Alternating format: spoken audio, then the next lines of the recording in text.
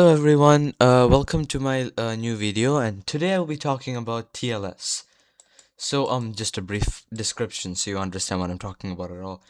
So say I'm over here, right? This is me, and I want to talk to some server, right?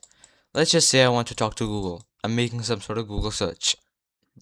The idea is, if I want to make this Google search, my request has to go through my router, right?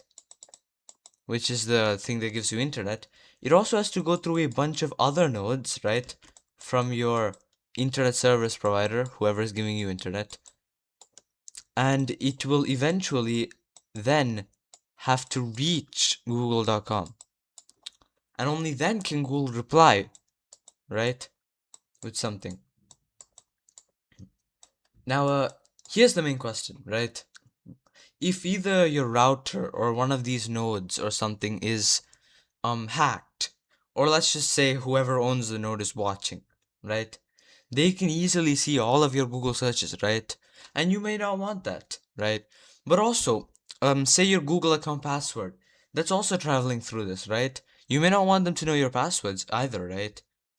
So how do you solve this problem to try and get everything from here to here without anybody knowing what's happening in between? Even though you have to give it to them, right? They have to transport it to Google, right? It's like a letter, you can't just teleport it.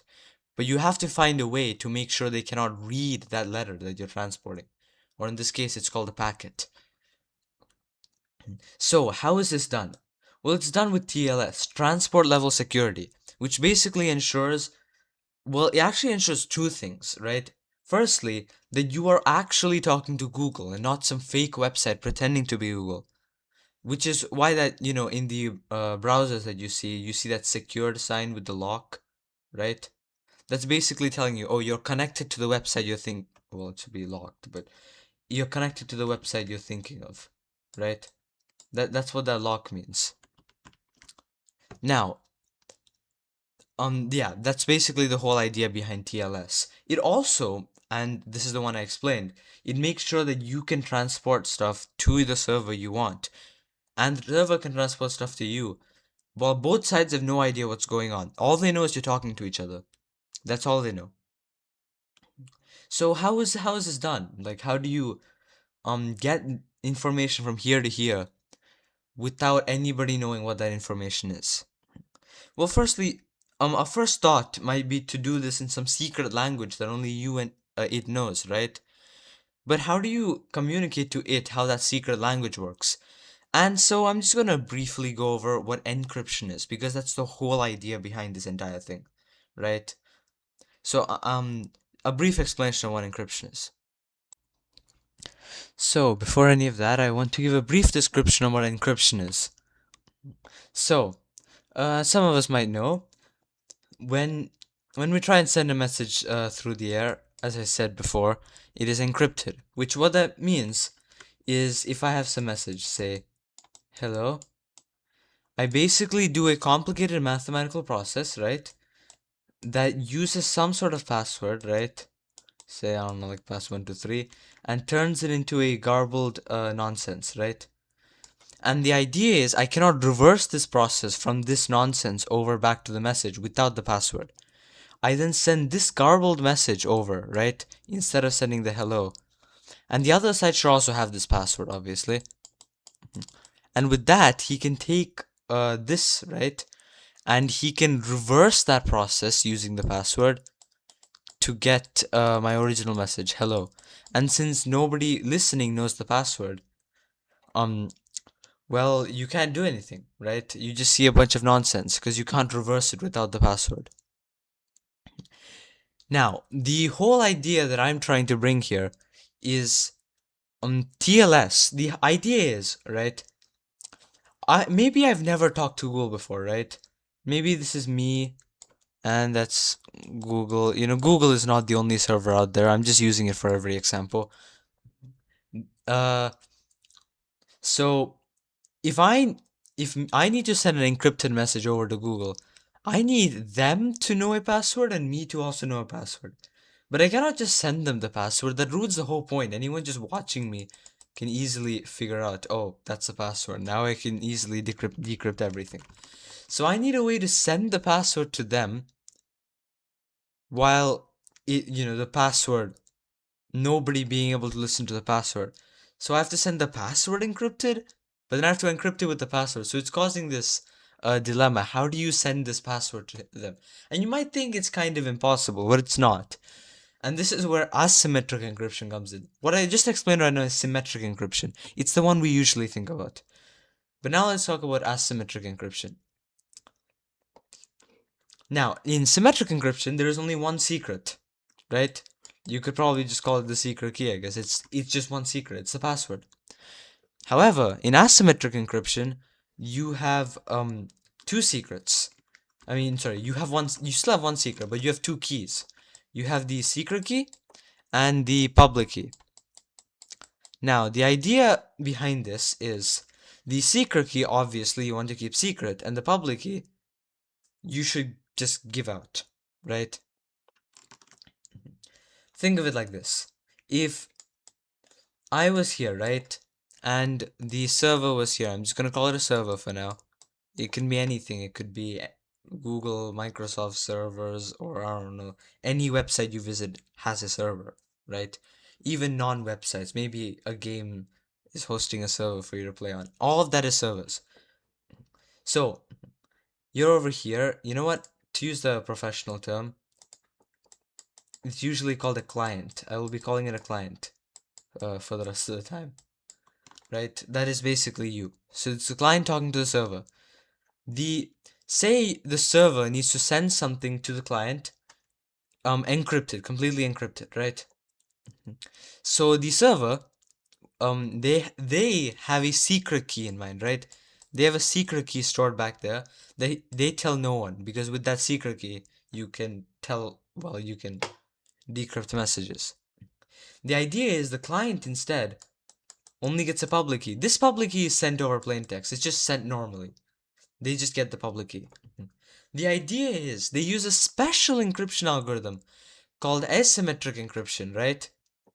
And there are a few algorithms out there, and that some of these algorithms are outlined in TLS. As I said, there's 4 TLS versions. Each of them are different versions of this asymmetric encryption algorithm.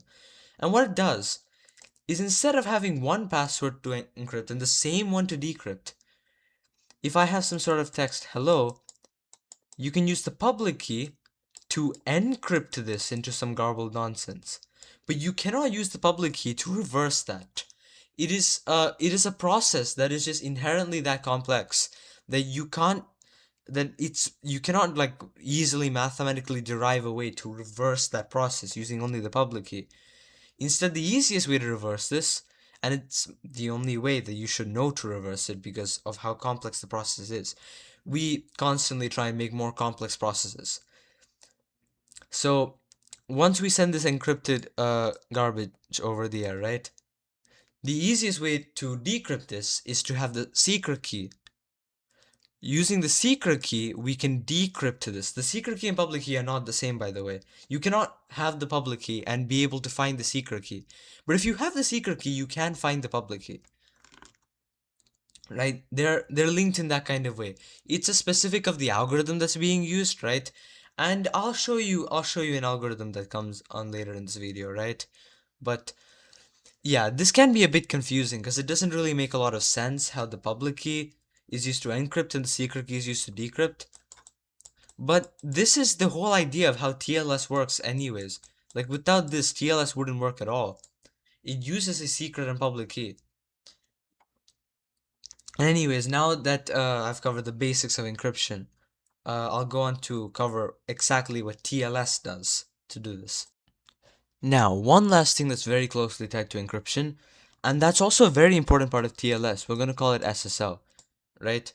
And the whole idea behind this, as I said, it's one of the jobs of TLS to make sure that I am talking to who I actually want to talk to, right? So if I'm the client, right, and I'm talking to some server, say this server is Google, right? Say I'm trying to talk to Google. I want to make sure that my router or something, right? They haven't redirected me to some hacker's website pretending to be Google, right? Like, I want to be sure, yes, I'm giving my password to Google, not to some hacker. So how do you do that, right? You gotta know who you're talking to. Now, the way to do this is also with asymmetric encryption. And in this case, we're gonna call it a certificate, which is basically just a proof of identity. The server themselves has a secret key that they're going to store, right?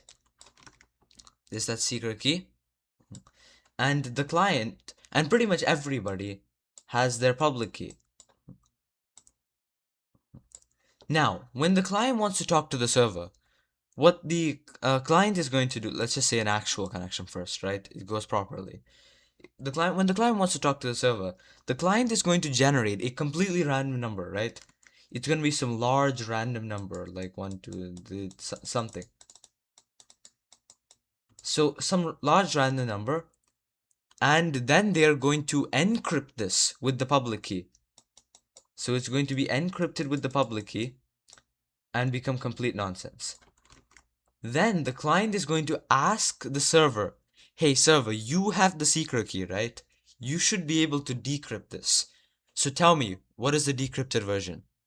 The server will then answer, okay, I know the decrypted version because they know the secret key, and they will tell you the original number. And you're like, okay, that really is the server, right?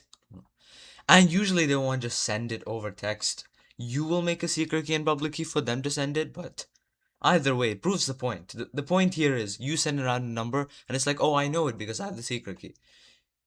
If this is cut off and the router redirects you to the hacker has no clue what the secret number is because you encrypted with the public key, but you can only decrypt with the secret key, and the secret key is with the server.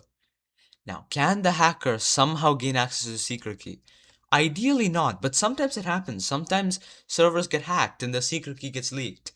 So they constantly change their secret key, right? But it doesn't happen that often anymore. Nowadays, we're a bit more secure about our secret keys. One last thing about SSL that is there to talk about is, well, let's think of it like this, right? So you having the public key, right? How would you get the public key? Somebody would have to tell you this public key, right? So the best idea is, what if the hacker can easily generate a secret key and a public key, right? This may not be Google's public key, but it's a hacker's public key. The hacker can give you this public key and tell you that it's Google. And you're like, okay, well, that public key. And if you encrypt with this public key, well, it made the public key. It knows the secret key, right? So now the hacker can easily tell you back the correct random number, right? So now you're like, now can you just believe this is Google? Well, no, right? Because it's its secret key and public key. So you need a way to make sure this public key is giving is actually Google's public key and not someone else's public key. And this is where certificate authorities come in. See, one thing to talk about during asymmetric encryption is something called digital signatures. The idea is, right, you can encrypt with the public key, right? So if I have some message, hello, you can encrypt with the public key and decrypt this with the secret key to get hello back. However, you can also do the opposite. If I have something called hello, you can encrypt with the secret key and then decrypt it with the public key. Now, this might seem kind of useless. I mean, what's the point of sending something encrypted with the secret key if everyone can decrypt it because they have the public key, right? That doesn't make any sense to do. That seems pretty pointless. But this is how digital signatures work. Think about it like this. If you see that a message is encrypted with the public key, right? If you see that, sorry, encrypted with the secret key, you would know for certain that it is that website because only they have the secret key. So when you decrypt with the public key, this thing is effectively signed, right? You have pretty much proof that the server that sent you it did have to encrypt it with the secret key. So that's basically proof that that is the server. Now you might think, hold on, that's the same thing that we did back there, right? But this is a different idea. See, what you can do is this public key, right? Well, we have something called certificate authorities, right?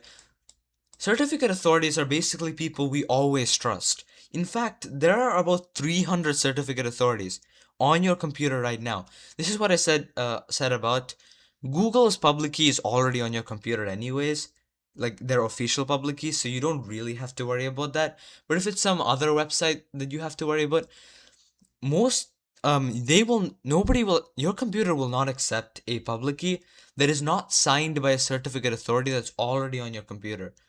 In fact, you can search up how to find these certificate authorities. There's usually around 300 in a fresh install, and it keeps growing via trusted sources, of course. So, these certificate authorities, people you always trust, will sign your public key by encrypting it with their secret key. So, what you can do is you can decrypt it with your public key of that certificate authority, right? And you're like, oh, that certificate authority actually trusts this public key because, well, they signed it, right? They signed it, so they trust it. And since you trust the certificate authority, you can be like, oh, this public key is trustable. It is actually from Google. This is also one of the main ideas behind SSL. Not only can you make sure that who you're talking to is correct, right? You can also ensure that nobody is trying to spoof that by sending you a fake public key. So this whole branch is how SSL works, right? It's just you knowing, okay, that really is the server I'm trying to talk to. So like that is the person I'm trying to talk to. Unless of course the secret key leaks. Then it's all over. But that happens very rarely nowadays. Alright, now to talk about how TLS works. There are many versions of TLS, right? There's TLS 1.0, 1.1, 1.2, 1.3, right? These are all versions of TLS.